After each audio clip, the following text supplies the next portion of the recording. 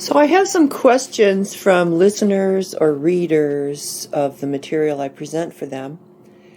And the subject choices that we have are infinitely available to you. They're all choices, all subjects. But anyway, primarily the health of your body, your mind, and your spirit. And I think this might be a good question about the body. So the person says, "Hi, it's very good to be able to ask you a question here without judgment or preconceived opinions, or with a focus on selling someone some product as their savior. So here is the question. Lately, in the last few years, I have lost my appetite and eat so few varieties of food. Nothing is tasty, and there is no desire for this type of nourishment. Could there be something I could look at to make a helpful change?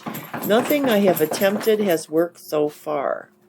Well, I don't know what they have attempted because they're not in front of me, and this is just a question that I got. I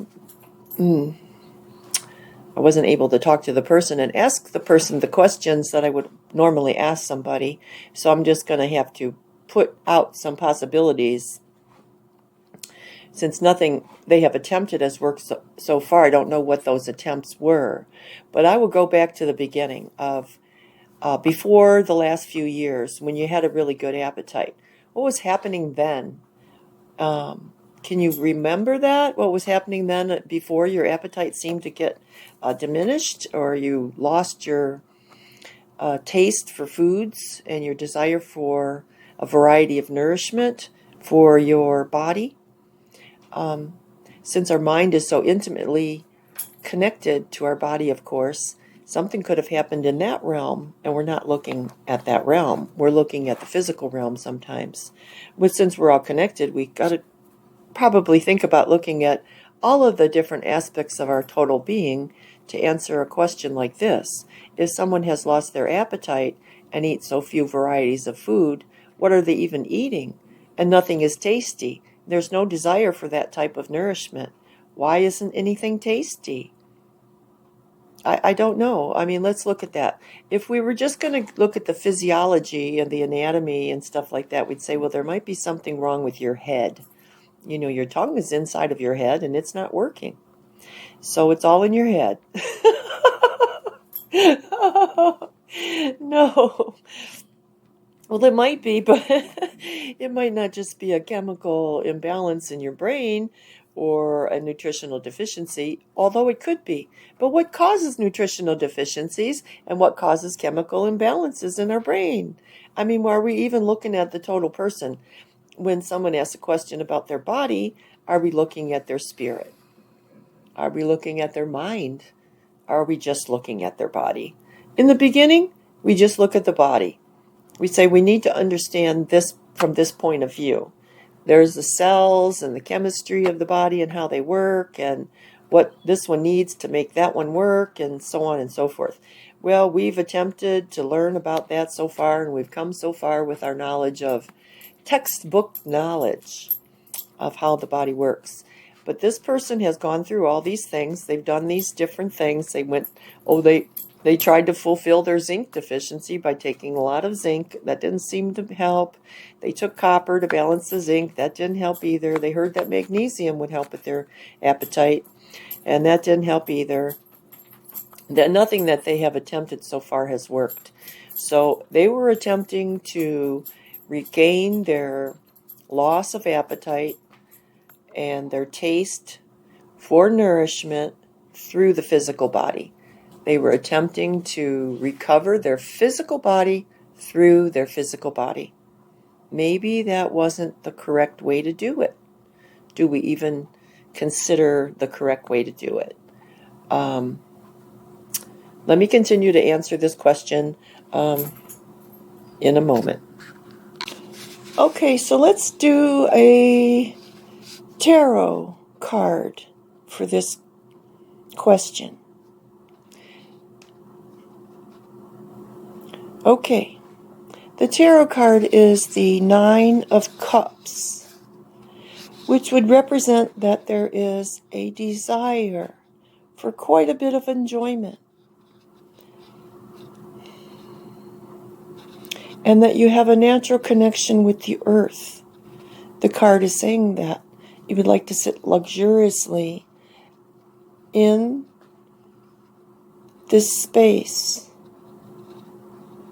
But it's very interesting that it's a pleasure-seeking and an emotional fulfillment. A desire for pleasure and emotional fulfillment. So something could have happened prior to this lack of appetite that knocked down your enjoyment of your connection to the earth. And then, well, something happened that triggered it, that triggered you to be incompatible with nature, incompatible with enjoyment, and the opposite of fulfillment and emotional fulfillment. You cannot fulfill your own emotions. The food you may have been using, or you could be using as an emotional crutch instead of maybe a person that said something, and now you have no connection to that person anymore, and you've lost your appetite for living. And the food represents the way that we keep our life. We keep ourselves alive with food. And some people use food for enjoyment and flavor. And when they feel good, everything tastes better. So there may be that there's some kind of an emotional issue that isn't being met by your own self. And then we get triggered by something out there. Unfortunately, it's out there. But the trigger is in us. And the in us trigger, once it's activated, until we recognize the cause of its activation, it will continue spiraling until it doesn't spiral anymore, and usually you die at that point. But let's change that. Let's go back to the cause of the formation of the trigger. It was not, more than likely, when that event happened that caused you to lose your appetite. No, it was probably way before that. Way long ago, when you were a beautiful little baby, fresh and new. And a fresh and new baby needs to learn from its environment and the people around it. And it's so beautiful when it wants to play. And it wants to play and taste that food and everything, eat as much as it wants and everything. But, if the food gets taken away from that little baby, or the hand gets smacked or some kind of something when it's enjoying itself, then that food then becomes a source of pain. And then that trigger then is set into the being, the consciousness, hidden in the corner somewhere. And then something comes out in the future, which is the present time, which is the future from that point of view, and triggers that little switch, turns it on. And this is what happened. I'm just saying it's a possibility. So with that possibility, we'll go deep inside your body, mind, spirit. Go back to the source, locate it, forgive it, give it back to the source of it, usually the parent or somebody. From a child's point of view, someone of an authority figure, someone that you respected up until that point, or you loved, or you had adoration in your eyes for the most beautiful person who gave birth to you, and then they hit you when you were doing something innocent. It sets up a pattern of dysfunction. It's unfortunate, but that's what could possibly happen. So the Nine of Cups, when we actually fulfill our desire, the cups could represent a spiritual desire to fill us up with spirit. Like Jesus said, depends on where we put our treasures, in heaven or the world. So if you're putting your treasures in the world, it could be the reason why there's a lack of appetite. We do need to use the world to get through it to the spirit. So we fix ourselves here, and at the same time, we're gaining towards our spiritual nature.